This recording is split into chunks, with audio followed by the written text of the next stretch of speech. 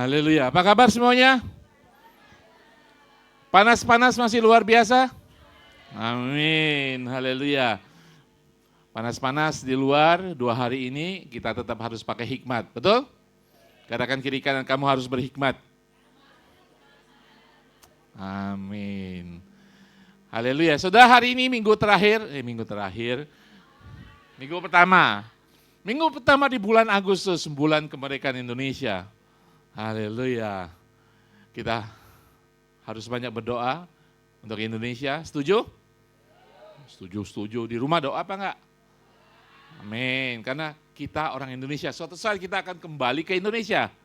Dan keluarga kita ada di Indonesia. Amin. Mari itu menjadi beban dalam kehidupan kita untuk tetap mendoakan Indonesia, kesejahteraan, damai, dan ketentraman, kesatuan. Amin. Haleluya. Tetapi minggu ini adalah minggu terakhir seri khotbah hidup benar. Sudah hidup benar belum?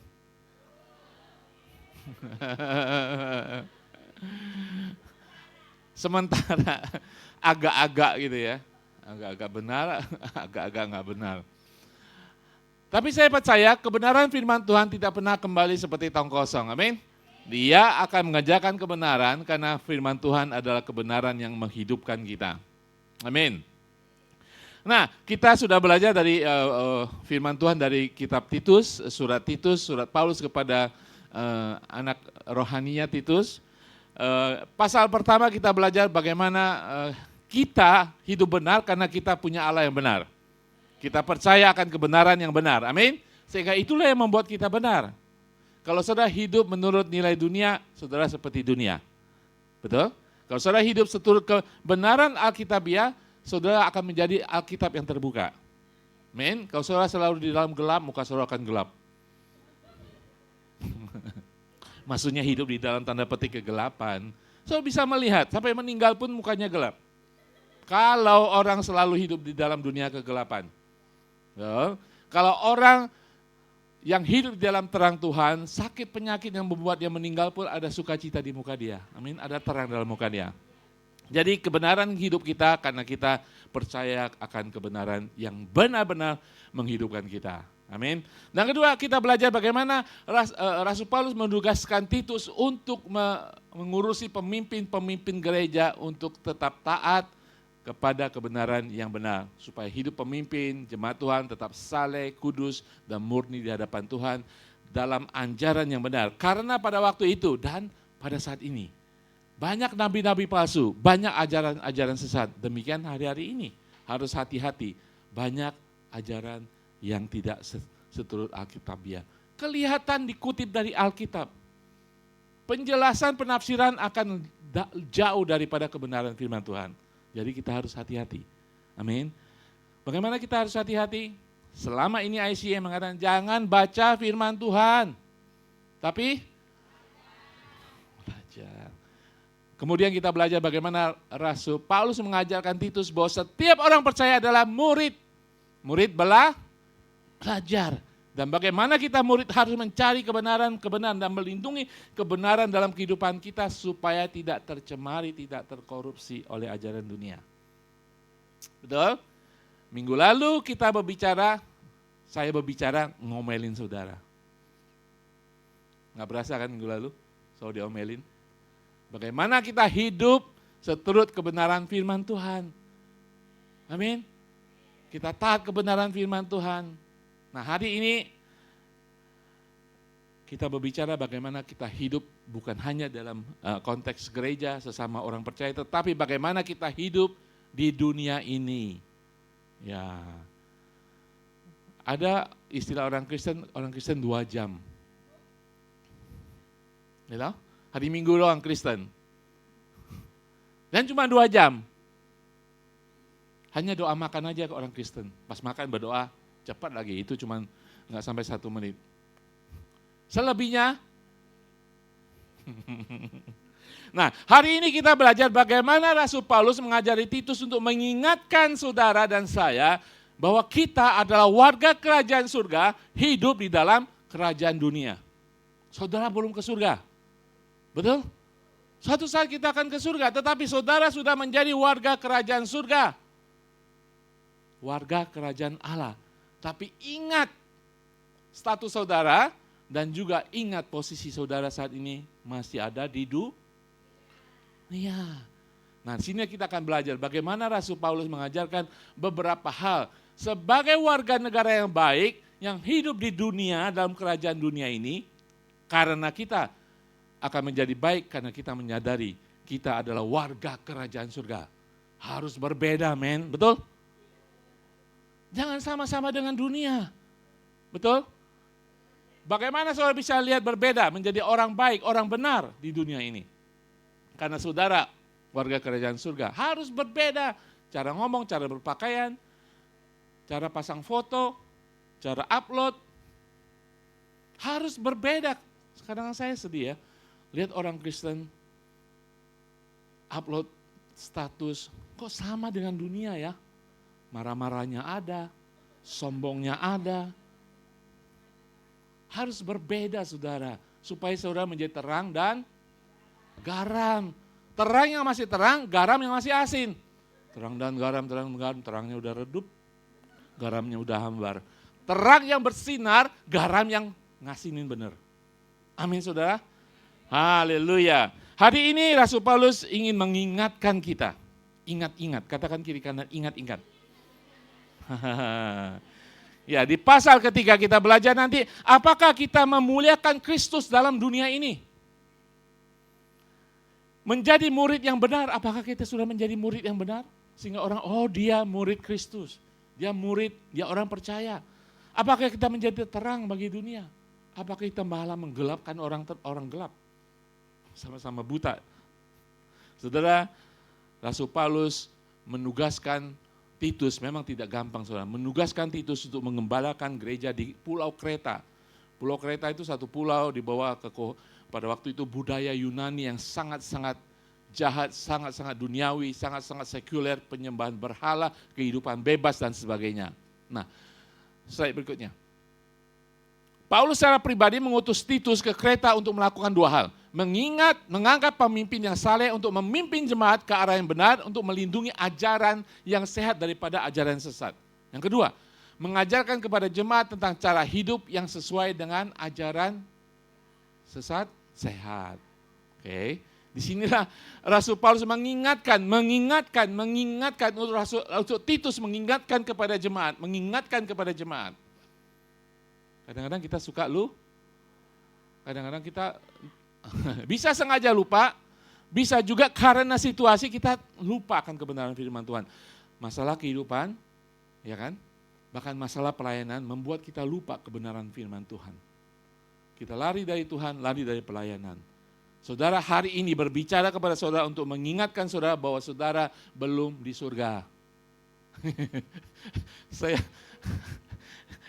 Saya kok bisa ada ngomong, mengingat surat Rasul Paulus kepada Titus untuk mengingatkan jemaat pada itu bahwa mereka masih ada di Kreta, di Pulau Kreta, di tengah jemaat, di bawah pemerintahan Kreta. Rasul Paulus mengingatkan saudara pada hari ini bahwa saudara belum di surga, masih di dunia. Amin. Nah, apa yang kita pelajari hari ini? Di dalam Titus 2 ayat 11-12 mengingatkan kita. Karena kasih karunia telah menyelamatkan semua manusia sudah nyata. Kita semua diselamatkan oleh kasih karunia Allah. Betul? Nah, kasih karunia itu mendidik kita supaya kita meninggalkan. Jadi kasih karunia itu tetap tinggal, tidak diselamatkan dan bye-bye. Dia menyertai kita dalam bentuk kuasa Allah Roh Kudus. Betul? Dia mendidik kita supaya kita meninggalkan kefasikan dan keinginan-keinginan dunia. Supaya kita hidup bijaksana, adil, dan kudus beribadah di dalam dunia sekarang ini, belum di surga. Di surga saudara nggak usah beribadah lagi, saudara sudah di tengah-tengah ibadah. Nggak bisa lari lagi. Saya nggak mau ibadah di surga, nggak ada saudara. Saudara sudah beribadah di sana, di tengah-tengah hadirat Tuhan, betul? Jadi yang di dunia ini saudara harus punya hikmat bijaksana, adil, kudus, berusaha untuk itu, Roh Kudus. Kasih karunia Allah sudah menyelamatkan saudara, mendidik saudara, mengajak saudara, bahkan menghajar saudara. Untuk saudara hidup benar di dunia ini, di kerajaan dunia ini. Belum di surga. Amin. Di surga saudara sudah tidak perlu dididik lagi. Di surga saudara tidak perlu diajar lagi. Karena surga adalah kekekalan di dalam hadirat Tuhan. Amin. Nah, saudara, katakan kiri kanan kamu warga kerajaan surga. Katakan kiri kanan lagi, kamu masih hidup dalam kerajaan dunia. Oke, itu yang harus kita ingat saudara. Saudara, kaki saudara belum ngambang saudara. Masih napak di dunia. Kenapa saya ulang-ulang? Supaya kita ingat, kita warga kerajaan surga, hidup dalam kerajaan dunia. Nah sekarang kita baru masuk. Sesudah saya omelin, kita masuk dalam firman Tuhan. Titus 3 ayat 1 sampai 8. Oke, saya ingin saudara baca dan resapi itu. Ya, ini gampang sekali. Pertama, 3, 2, 1, ingatkanlah mereka supaya mereka tunduk kepada pemerintah dan orang-orang yang berkuasa, taat dan siap untuk melakukan setiap pekerjaan yang baik. Ayat 2, janganlah mereka memfitnah, janganlah mereka bertengkar, hendaklah mereka selalu ramah dan bersikap lemah lembut terhadap semua orang. Karena dahulu kita juga hidup dalam kejahilan, tidak taat, sesat, menjadi hamba berbagai-bagai nafsu dan keinginan, hidup dalam kejahatan dan kedengkian, keji, saling membenci. Tetapi ketika nyata kemurnian Allah, Juru Selamat kita dan kasih-Nya kepada manusia, pada waktu itu Dia telah menyelamatkan kita bukan karena perbuatan baik yang telah kita lakukan, tetapi karena rahmat-Nya oleh permandian kelahiran kembali dan oleh pembaharuan yang dikerjakan oleh Roh Kudus yang sudah dilimpahkannya kepada kita oleh Yesus Kristus Juru Selamat kita, supaya kita sebagai orang yang dibenarkan oleh kasih karunia-Nya berhak menerima hidup yang kekal sesuai dengan pengharapan kita. Ayat terakhir 8. Perkataan ini benar dan aku mau supaya dengan yakin menguatkannya agar mereka yang sudah percaya kepada Allah sungguh-sungguh berusaha melakukan pekerjaan yang baik. Itulah yang baik dan berguna bagi manusia. Nasihat yang gampang, tetapi ada peringatan-peringatan. Siapa dulu kita, bagaimana kita di dunia ini. Amin. Nah saudara, ada dua hal besar yang ingin sampaikan kepada saudara. Ya, dari ayat-ayat ini. Pertama, jadilah warga negara yang baik di kerajaan dunia ini. Akan mengajarkan dua hal, perilaku terhadap penguasa, perilaku kita terhadap semua orang. Ya, jadi itu kita sudah menjadi warga negara yang baik di kerajaan dunia ini. Ingat posisi saudara adalah anak kerajaan surga, ya kan? Status saudara paspor ilahi saudara, paspor rohani saudara, kerajaan surga, milik kerajaan surga. Tetapi masih napak di bumi ini, hidup dalam kerajaan dunia ini. Oke. Jadi kita harus perhatikan pertama perilaku kita terhadap penguasa, perilaku kita terhadap sesama kita. Nah, pertama perilaku terhadap penguasa. Ayat tadi yang kita baca, ingatkan mereka. Nah, kayak saya katakan hari ini adalah mengingatkan kita semuanya. Ingatkan mereka supaya mereka tunduk pada pemerintah dan orang-orang yang berkuasa, taat dan siap untuk melakukan setiap pekerjaan baik. Ada 3 T di sini. Tunduk, taat, dan tersedia. Katakan kiri kanan. Tunduk, taat, dan tersedia. Kata ingatkan mereka itu harus terus mengingat, terus mengingat, terus mengingat. Hari-hari ini saudara terus mengingat siapa? Terus mengingat siapa? Yang hidung mancung? Yang gondrong? Yang pakai motor trail keren? Siapa yang selalu ingat? Hari ini Rasul Paulus mengatakan, ingatkan mereka. Firman Tuhan mengingatkan saudara untuk firman Tuhan ini. Amin. Pertama kita belajar, tunduk kepada otoritas. Tunduk kepada otoritas. Ketundukan dalam kamus besar itu salah satu mencerminkan kepatuhan, ketaatan kita kepada pemerintah. Saudara sekarang ada di mana? Saudara hidup di Hong Kong kan? Ya kan? Berarti saudara harus tunduk kepada otoritas Hong Kong. Setuju nggak? Benar saudara. Benar. Buang sampah sembarangan? Joyce Meyer mengatakan, yang benar adalah jika kita tidak belajar untuk tunduk pada otoritas, kita tidak akan pernah belajar untuk tunduk kepada Tuhan. Orang Kristen, tanda kita adalah ketundukan. Betul? Saudara, firman Tuhan minggu-minggu lalu, anak-anak harus tunduk kepada orang tua, istri harus tunduk kepada, puji Tuhan, hebat. Kunggian harus tunduk kepada majikan. Gereja harus tunduk kepada Kristus. Jadi ketundukan adalah hal yang sangat penting bagi orang Kristen. Nah, saya akan jelaskan kenapa sangat penting sekali. Pertama, apa yang dikatakan hamba Tuhan ini, kalau kita tidak tunduk kepada otoritas, itu tandanya orang kita memang suka menanduk. Apapun yang ada di atas kita, kita tanduk. Ya kan? Kita tidak pernah tunduk kepada manusia kalau kita tidak belajar tunduk kepada Allah. Saudara, ketundukan itu ciri khas saudara dan saya semuanya. Saudara, mungkin saudara katakan, tunduk kepada pemerintah. Pemerintahnya kan nggak bagus. Korupsi. Ya kan? Pemerintahnya jahat. Oke. Terus saudara katakan lagi, kenapa saya harus tunduk? Kan ada kebebasan. Kan? Ketundukan dan kebebasan diadu. Saudara, dua hal ini saya katakan, kalau saudara punya pikiran dan pernah melakukan itu, berarti kita adalah orang tipenya pemberontak. Mau pemerintah yang baik sekalipun suatu saat saudara tidak akan tunduk. Karena sifat ego ketidaktaatan kita itu yang menjadi dasar kita selalu melawan kepada pemerintah. Amin. Oke, saudara katakan pemerintahnya korupsi, jahat, dan sebagainya. Bagaimana saya letakkan saudara di tempat yang tidak ada pemerintahan? Nggak pernah bayangin kan? Yang tidak ada pemerintahan, tiba-tiba di Hong Kong ini saudara hidup tidak ada pemerintahan, pemerintahan bubar. Bagaimana kehidupan sosial saudara? Bagaimana kehidupan politik saudara? Bagaimana kehidupan ekonomi saudara? Kalau tidak ada pemerintahan. Yang ada adalah anarki, kekacauan. Betul? Itu siapa yang ngatur-ngatur semuanya? Nggak ada kan suka-suka gue. Gue mau bangun suka-suka gue, gue mau kerja suka-suka gue. Nggak ada yang pemerintah, nggak ada yang ngatur. Lampu merah, gue tabrak. Betul?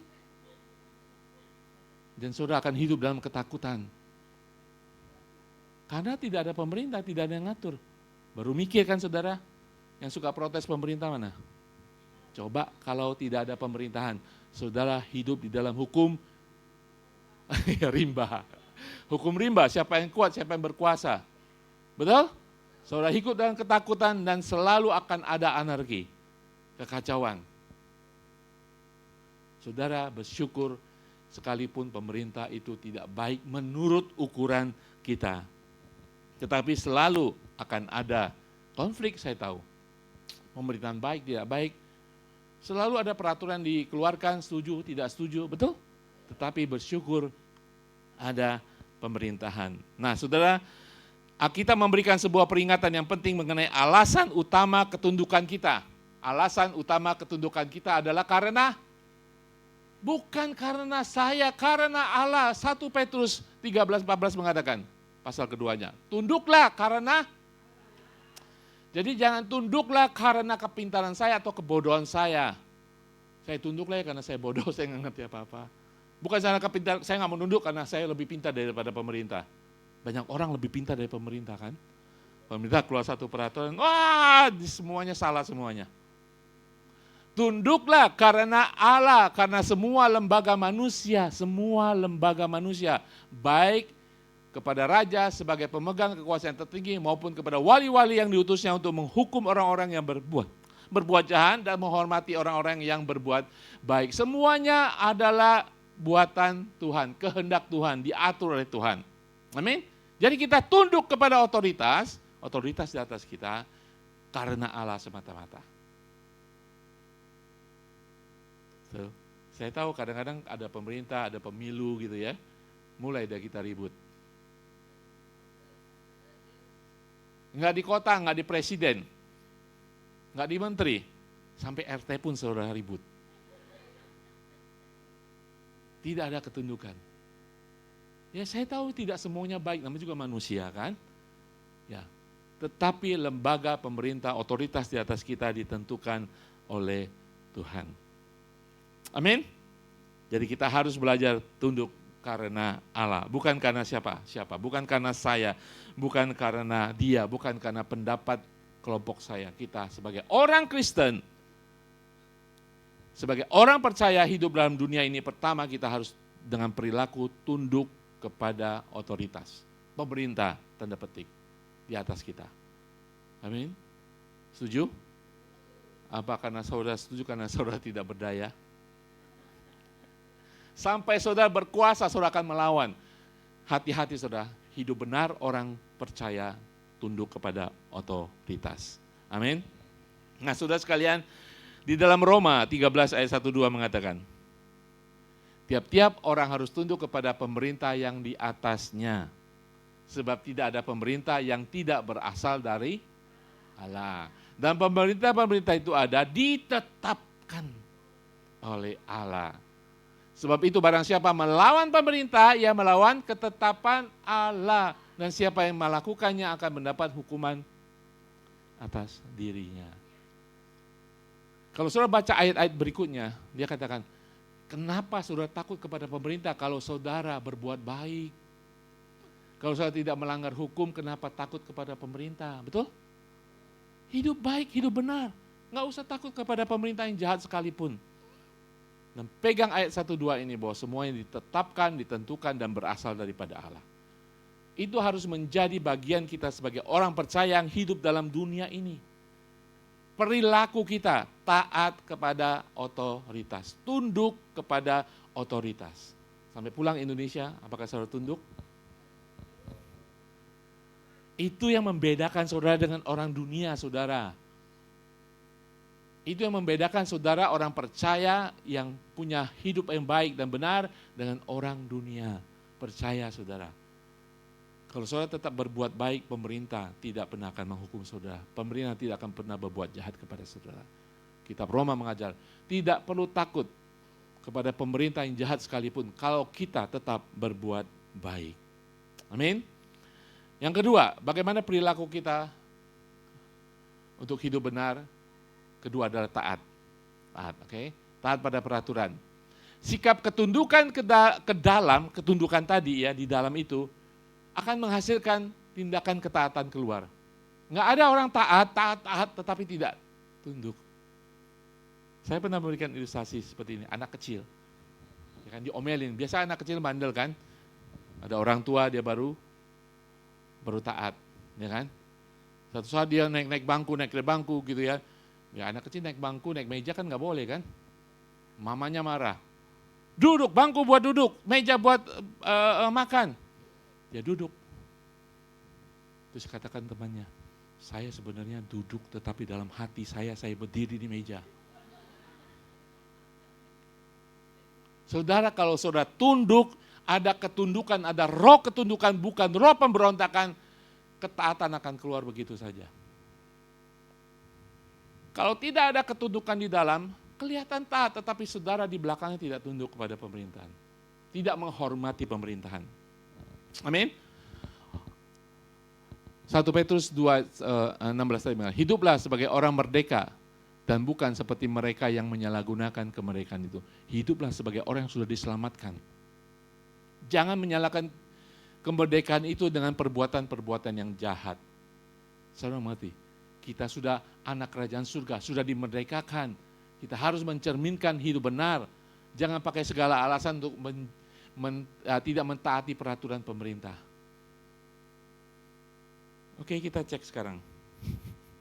Waktu protokol COVID terjadi, pakai masker.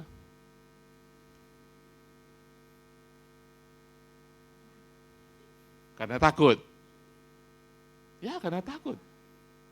Bisa jadi, yang penting saudara taat. Ada orang benar-benar nggak pakai masker. Bahkan pakai nama Tuhan. Itu pemerintah dari Tuhan juga. Tuhan yang mana disembah? Tuhan diajar. diadu. Taat kepada pemerintah, pakai masker, vaksin dan sebagainya. Betul? Itu tes kita apakah kita mentaati pemerintah yang ada di atas kita atau enggak. Ketertiban, nyebrang jalan. Takut didenda 2.000.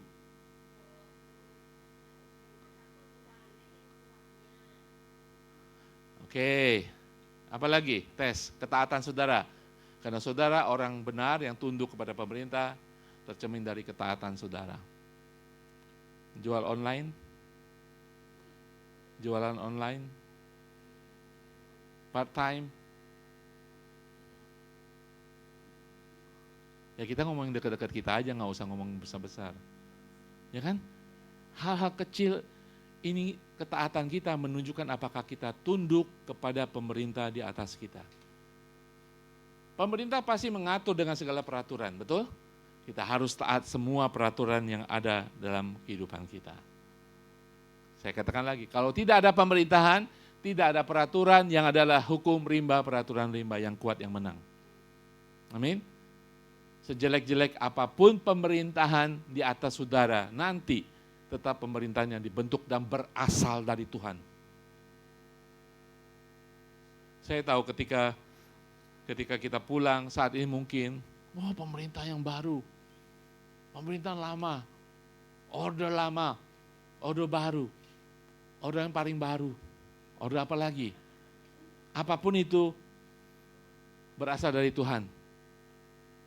Daripada kita ributin, kita tidak tunduk, mendingan kita sebagai orang benar kita mendoakan. Betul? Taat dan mendoakan. Amin. Itu adalah sikap orang benar, warga kerajaan Allah menghadapi kerajaan dunia ini.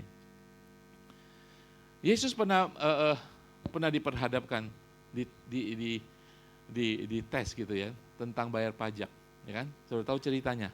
Yesus sambil koin kan? Ya kan? Kita bayar pajak nggak kepada kaisar ya? Yesus ambil koin. Terus ditanya apa? Koinnya ada gambar siapa? Gambar kaisar. Berikan kepada kaisar apa yang menjadi milik kaisar. Yesus taat dan dia membayar pajak.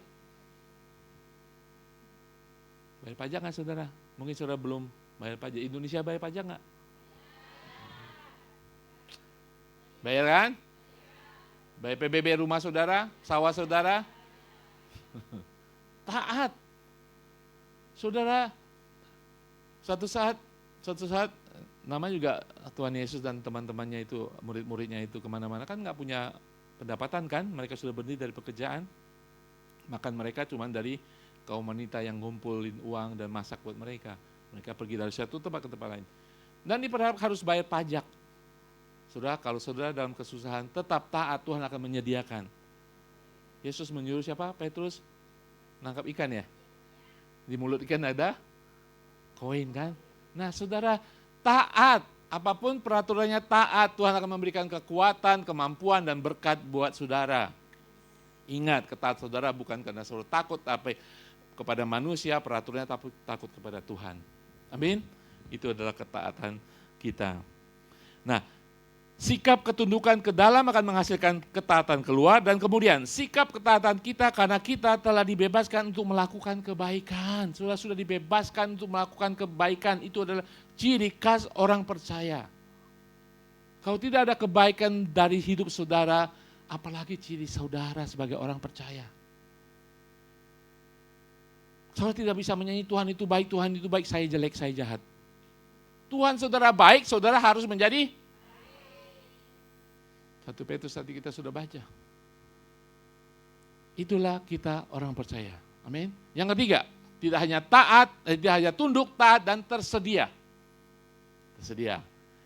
Firman Tuhan tadi mengatakan siap untuk melakukan setiap pekerjaan yang baik. Tidak hanya tunduk dan taat peraturan, tetapi siap untuk melakukan setiap pekerjaan yang baik. Artinya apa?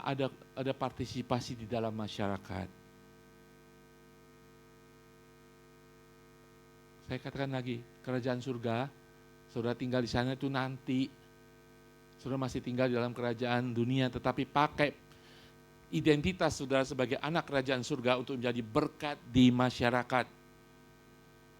Amin. Siap untuk berbuat baik. Nehemia, saudara tahu, dia hidup di negara penjajah. Daniel hidup di bawah kuasa penjajah.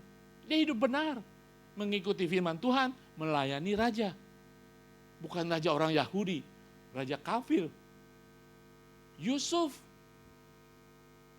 hidup di pembuangan, tetapi dia taat kepada pemerintah, taat kepada atasan, tunduk kepada atasan. Sekalipun dia difitnah dan sebagainya, dia tetap tunduk. Masuk penjara sekalipun, dia tetap tunduk dan taat. Dia ada orang yang tunduk dan taat akan dibela Tuhan. Akan dibela Tuhan. Dan orang akan melihat, Firaun melihat Yusuf dengan kuasa, dengan karisma yang ada dalam kehidupan Yusuf. Dia tahu penyertaan Allah ada dalam orang ini. Orang benar yang tunduk dan taat, yang percaya dia adalah warga kerajaan surga. Ada penyertaan Allah. Amin. Ada penyertaan Allah dalam kehidupan saudara. Jangan pernah takut dalam kehidupan saudara. Amin. Di dalam Filipi 4 ayat 8, mungkin tidak ada di sana, dikatakan, semua yang benar, semua yang mulia, semua yang baik, semua yang adil, semua yang suci, semua yang manis, semua yang sedap didengar, semua yang disebut kebajikan dan patut dipuji, pikirkanlah semuanya itu. Amin, saudara. Pola pikir yang siap dalam pelayanan masyarakat. Saudara tahu ICA melakukan banyak sekali perbuatan baik. Mana ministry? Jadi Pastor Ed pernah menjelaskan 3 tonggak ICA itu tidak hanya ibadah, tapi juga ke masyarakat. Mana ministry itu melayani orang-orang tua di sekitar North Point. Orang-orang tua yang ditinggal sendiri, yang sudah sendirian, yang tidak punya sanak saudara untuk mengunjungi mereka. Jadi ada tim mana ministry itu yang mengunjungi orang tua di rumah-rumah mereka, membersihkan rumah mereka, memberesin rumah mereka. Saudara tahu orang tua kan? Banyak plastik, banyak sampah, kotor. Mereka bantu membersihkan. Dan setiap hari Rabu, kalau hari Kamis di sini, ada tutor, saudara. Tempat les untuk anak-anak sekolah. Tanpa bayar. Orang-orang tidak mampu. Bukan Kristen. Itulah kehidupan kita sebagai warga kerajaan surga, bersinar, bekerja sama, tersedia untuk berbuat baik di tengah-tengah dunia. Ya, saudara, itu yang harus menjadi perilaku kita. Perilaku kita terhadap otoritas di atas kita. Sekarang kita belajar perilaku kita terhadap semua orang. Perilaku terhadap semua orang. Di dalam Titus 3 ayat 2 mengatakan, janganlah mereka memfitnah, janganlah mereka bertengkar, hendaklah mereka selalu ramah dan bersikap lemah lembut terhadap konco-koncoku, semua orang. Semua orang. Saudara mau lihat apa itu memfitnah? Nggak usah ya. Jangan memfitnah, jangan bertengkar. Jangan memfitnah, jangan menghujat, jangan memfitnah, mencaci maki. Bicara dengan cara yang tidak sopan atau hormat yang meremehkan. Kena lagi. Siapa yang suka bicara dengan cara tidak sopan, yang merendahkan? Biasanya di belakang orangnya. Betul? Biasanya di belakang orangnya kan? Karena saudara takut. Jangan memfitnah, jangan menghujat. Jangan bertengkar. Selalu inginkan damai. Orang bertengkar itu tidak pernah inginkan damai. Ada istilah kan? Jangan bertengkar itu jangan menjadi orang suka berkelahi. Selalu kalau ada dia ngomongnya itu ujung-ujungnya maunya berantem. Saudara yang dengerin dari jauh ada, gue juga mau berantem. Aduh, omongannya itu loh, dua-dua ini berbicara tentang omongan. Jangan bertengkar, jangan menciptakan suasana seakan-akan perang dunia ketiga.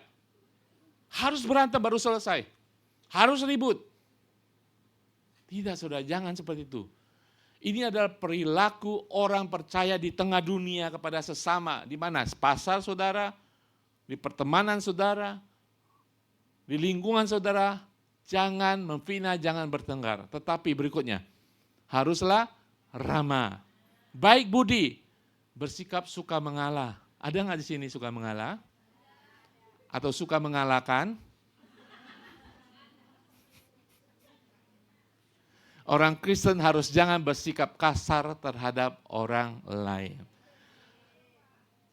Saudara, orang ramah itu adalah orang yang tahu kapan menempatkan dirinya. Sekalipun dia pinter, strong, hebat, dia tahu kapan menempatkan berkat Tuhan ini, kepintarannya, kehikmatannya, kapan saudara. Ya, itu adalah orang yang ramah, bersikap suka mengalah. Sekalipun saudara menang, itu baru hebat. Kalau saudara menang karena saudara ribut, ya memang begitulah dunia.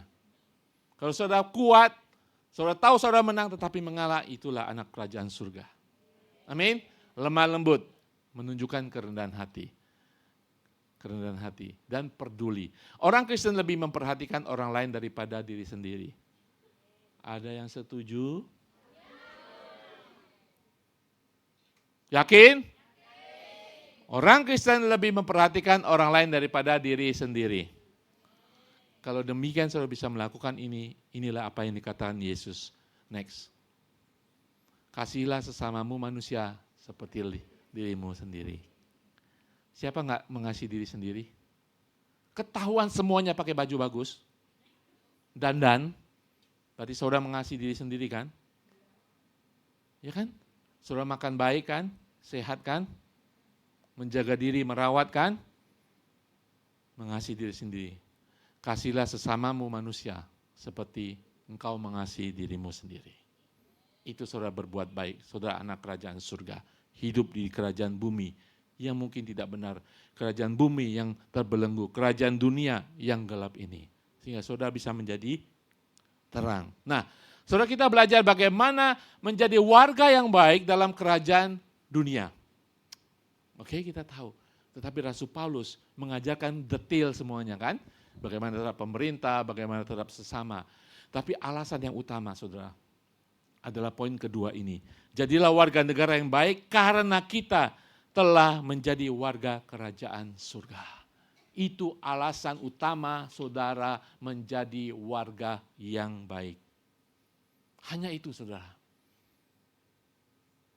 Hanya itu. Ini berikut ini kita akan bahas tentang konsep keselamatan. Oke? Tentang doktrin keselamatan. Saudara sudah selamat percaya kepada Kristus sehingga saudara wajib berbuat baik. Saudara wajib menunjukkan Allah saudara Allah yang baik. Saudara wajib berperilaku baik, taat kepada pemerintah, baik kepada sesama. Karena saudara sudah diselamatkan oleh darah Kristus. Itu alasan utama.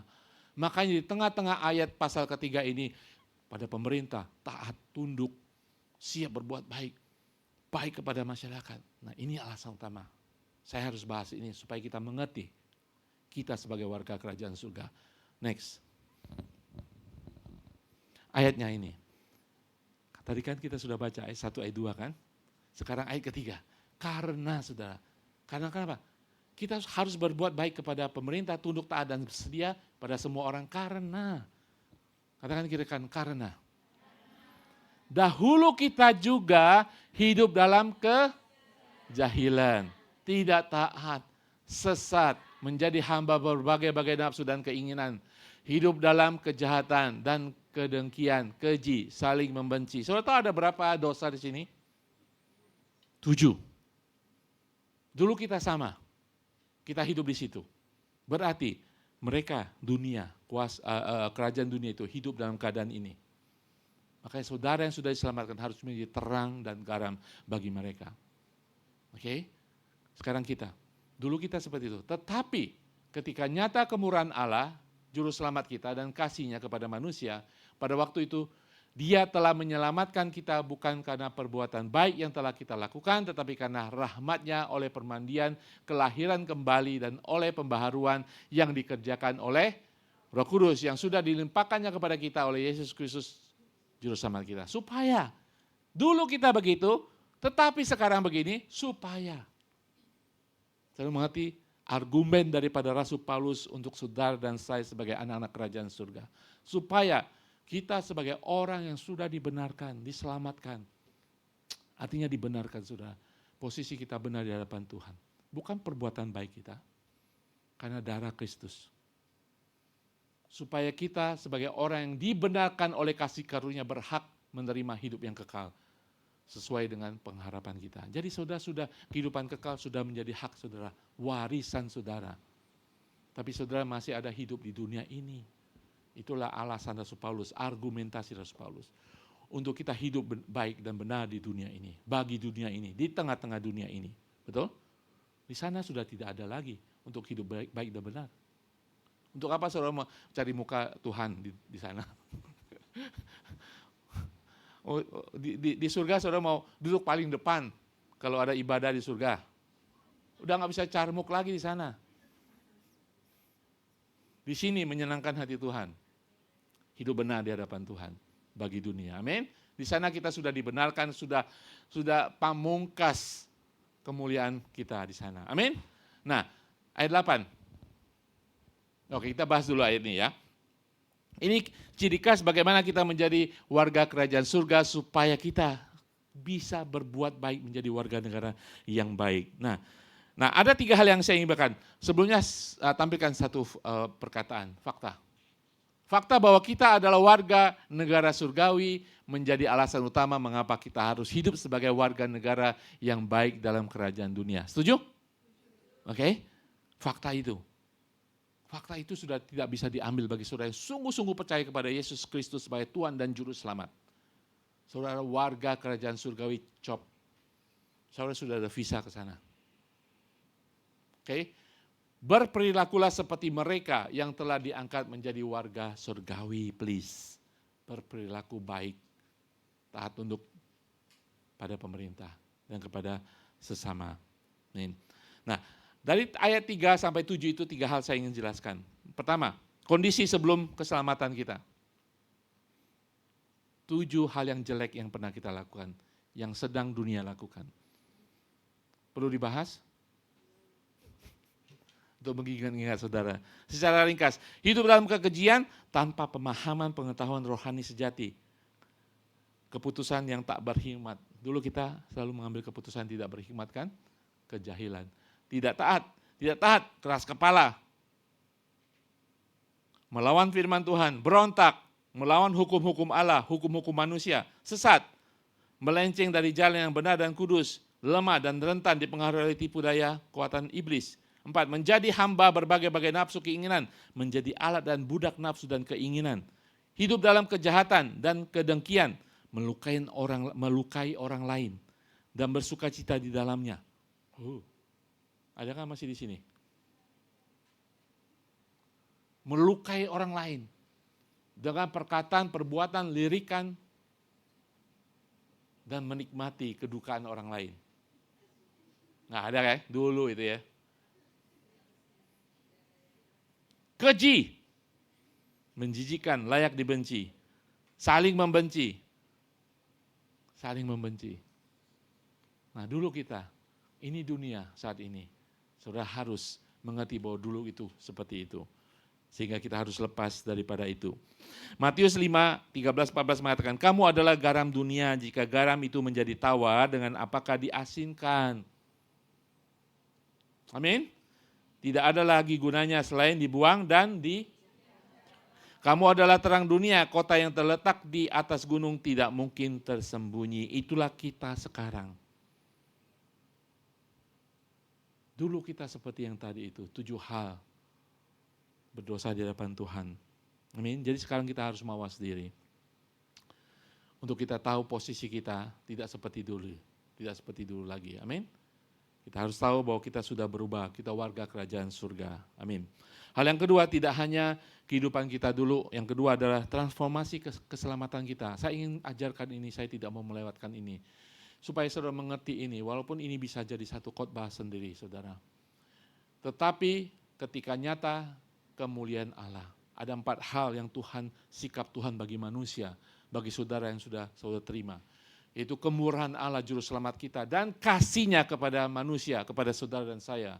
Pada waktu itu, Dia telah menyelamatkan kita bukan karena perbuatan baik yang telah kita lakukan, tetapi karena rahmat-Nya oleh permandian kelahiran kembali dan oleh pembaharuan yang dikerjakan oleh Roh Kudus yang sudah dilimpahkannya kepada kita oleh Yesus Kristus Juru Selamat kita, supaya kita sebagai orang dibenarkan oleh, ada 4 hal, lihat saudara, 4 hal yang dilakukan Tuhan dan 0 yang dilakukan kita untuk kita menjadi selamat. Supaya kita terjadi transformasi kehidupan, menjadi ciptaan baru. Kemurahan Tuhan, dimulai dengan kemurahan Tuhan. Saudara, firman Tuhan mengatakan, kita tidak tahu dan tidak pernah tahu bagaimana untuk menyelamatkan diri. Hanya kemurahan Tuhan saja yang datang sendiri buat saudara. Inisiatifnya dari Tuhan, karena kemurahan Tuhan. Yang kedua, karena kasih-Nya tentunya. Kasih-Nya. Kalau karena keadilannya, kita hangus semuanya. Allah itu kasih dan adil. Amin. Saya pernah jelaskan, kasih Allah masih luar biasa sampai saat ini. Sampai pada hari Tuhan. Ketika hari Tuhan terjadi, Yesus datang kedua kali, saudara tidak melihat kasih-Nya lagi. Saudara hanya melihat Allah yang maha adil. Dia akan mengadili. Dia akan menghukum. Saudara, kita diselamatkan karena kemurahan Tuhan di dalam kasih-Nya. Amin. Saudara, saya ingin saudara serius tentang keselamatan saudara ini. Saudara bukan ulat lagi. Bukan di tanah. Dari lumpur ke lumpur, saudara sudah menjadi butterfly, kupu-kupu, menjadi ciptaan baru. Kemudian dikatakan, bukan karena perbuatan baik yang kita lakukan.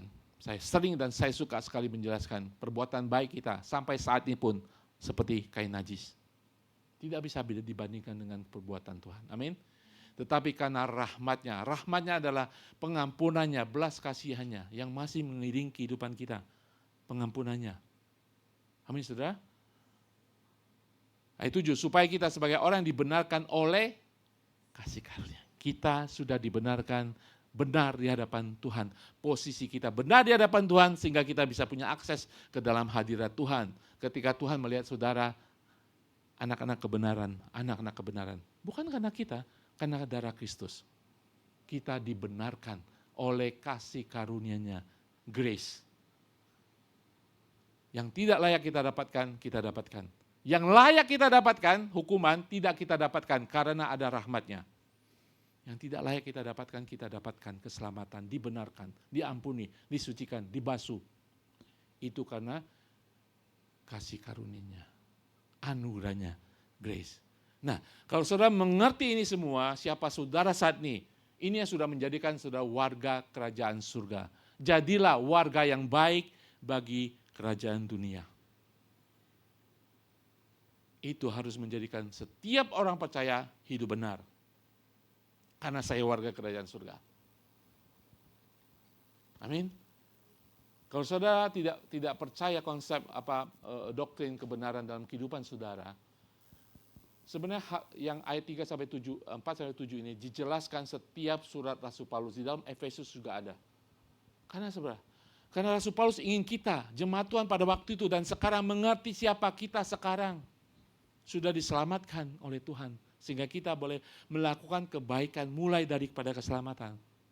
Sekali lagi, saudara ingin mendapatkan keselamatan bukan perbuatan baik. Perbuatan baik, hidup baik itu lahir karena saudara sadar siapa saudara saat ini sebagai anak kerajaan surga.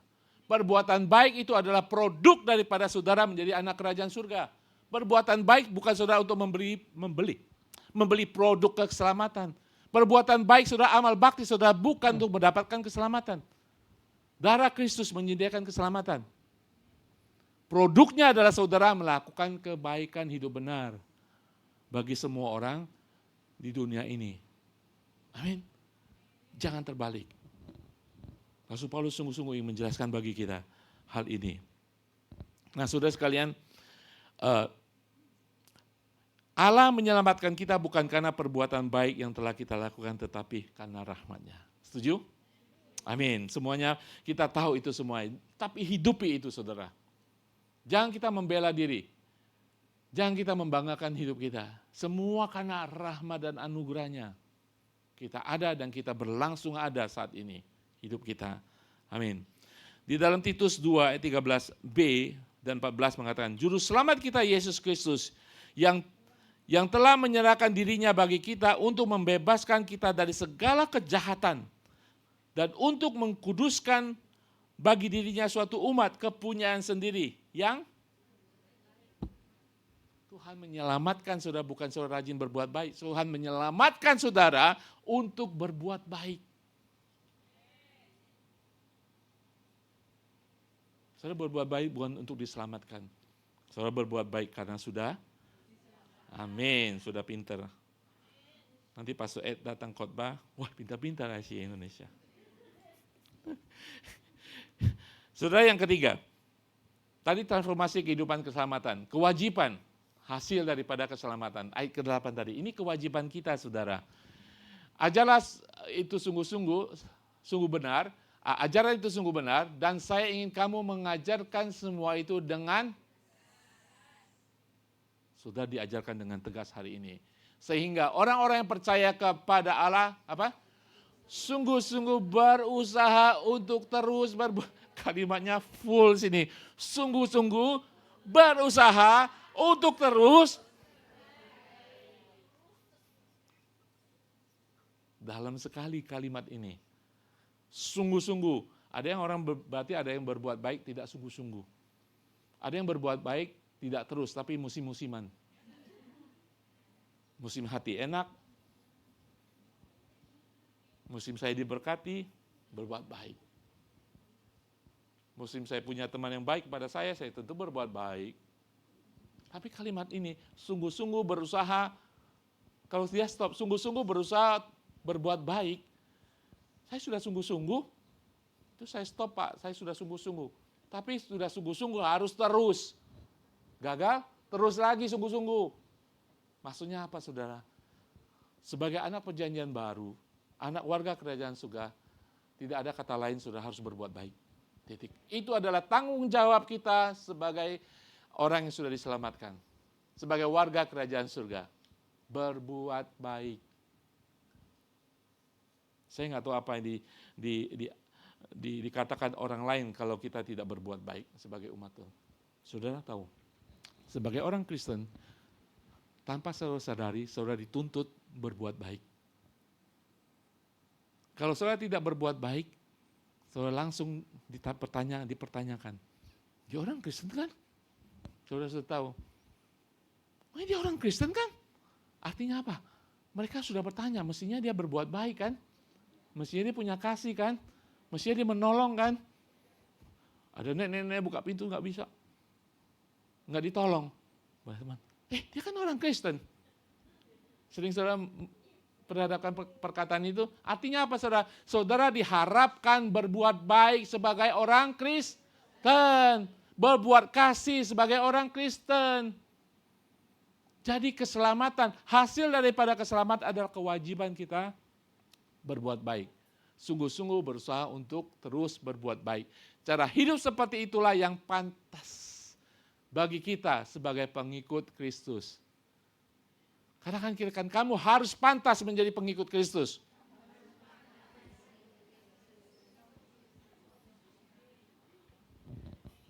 Dan berguna bagi semua orang. Berbuat baik buat saudara sendiri, tapi nggak berguna buat orang lain. Itu namanya moyong. Saya sungguh-sungguh Pak berbuat baik. Oh, semua kebaikan buat saya, keuntungan buat saya. Saya sungguh-sungguh terus berbuat baik. Orang lain dirugikan. Cari untung sendiri. Baik sih buat saudara dan keluarga saudara. Tapi harus berguna bagi semua orang. Jadi saudara, jadi warga yang baik. Karena saudara sudah diselamatkan. Saya jelaskan tadi, siapa kita dulu, terjadi transformasi karena Allah sendiri yang menyelamatkan saudara. Dan kewajiban saudara untuk sungguh-sungguh terus berbuat baik dan berguna bagi banyak orang. Amin. Saudara siap hidup benar di dunia? Jadilah warga yang benar, dimanapun saudara berada. Pulang ke Indonesia jadi warga RT, saudara yang benar. Jadi warga RW yang saudara benar, tunduk kepada otoritas di atas saudara. Taat kepada peraturannya, jangan bantah terus. Bantah terus, ada roh pemberontakan. Saudara bantah kepada RT, bantah nanti kepada RW. Habis itu saudara bantah kepada lurah, bantah kepada camat, bantah kepada bupati, bantah kepada gubernur, bantah kepada presiden. Saudara sudah terbiasa dengan roh pembantahan, saudara akan membantah Tuhan saudara. Saudara akan memberontak kepada Tuhan saudara.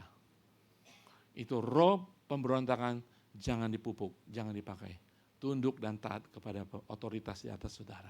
Seperti saudara taat kepada Tuhan. Taat kepada otoritas karena saudara taat kepada Tuhan. Karena Allah semata-mata. Amin. Saya tinggalkan slide terakhir untuk perenungan saudara. Perenungan. Jadi maukah kita memuliakan Yesus Kristus di dalam dunia kepada dunia? Akankah kita melakukan segala sesuatu tanpa bersungut-sungut dan tanpa berbantah-bantahan? Masih mikir atau pikir-pikir? Akankah kita melakukan segala sesuatu tanpa bersungut-sungut dan tanpa berbantah-bantahan? Akankah kita anak-anak Allah yang tak bercacat di tengah-tengah generasi yang bengkok ini? Amin, berusaha hidup tak bercacat celah, hidup benar. Apakah kita bercahaya sebagai terang dunia? Maukah kita teguh berpegang pada firman kebenaran? Amin. Kalau saudara teguh berpegang pada firman kebenaran, tidak terombang-ambing oleh pengajaran palsu, nabi-nabi palsu, dunia saat ini, saudara akan tetap di dalam kebenaran firman Tuhan. Amin.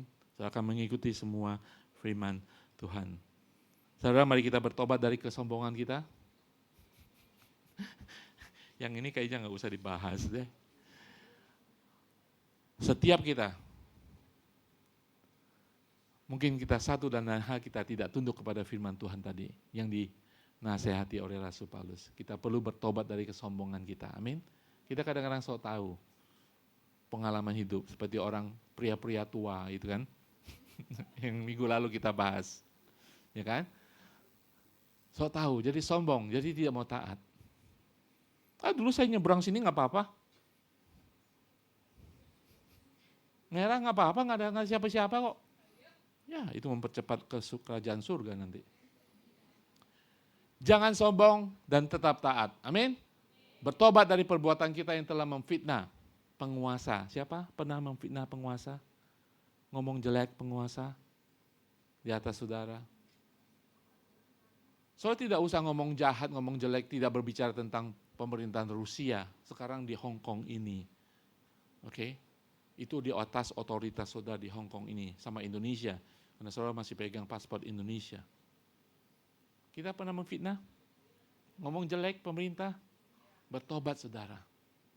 Amin. Mari kita bertobat karena kita tidak menghidupi, menghiasi doktrin Alkitab juru selamat kita dalam kehidupan kita. Sadar bahwa kita ada warga kerajaan surga. Amin. Kita sudah tidak main lagi dalam kerajaan dunia ini. Tidak bagian daripada kerajaan dunia, tetapi kita masih dalam kerajaan dunia. Jadi berkat, jadi terang. Amin. Mari kita berperilaku sebagai warga kerajaan surga dalam apapun yang kita lakukan. Tuhan memberkati kita semua. Mari kita berdoa.